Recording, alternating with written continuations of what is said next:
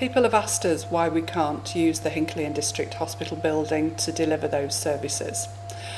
Well, we've done some work to look at the feasibility of that, and people external to the NHS have been in and visited and looked at the potential to do that, and they've told us that the building itself is just not big enough for us to be able to do that. Sadly, I do not think that we can improve Hinckley and District Hospital to a sufficient standard to allow services to develop in that building.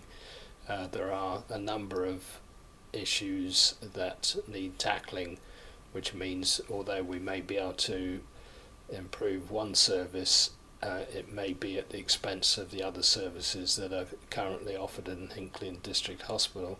And I do believe that my patients deserve the best possible facilities that we can offer.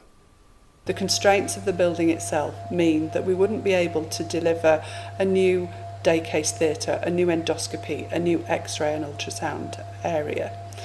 So that's why we've been looking to the other buildings in Hinckley to see what we could do in those buildings.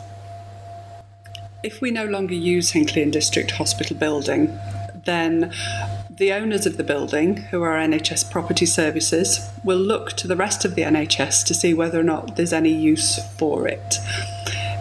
We as a CCG don't believe that there is use from a clinical perspective.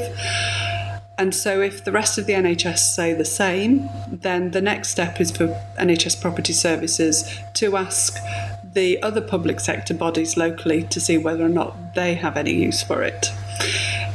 If the answer to that question is still no, then the building will be put on the public market. The NHS has a responsibility to ensure that we get money back into the NHS from the sale of hospital buildings.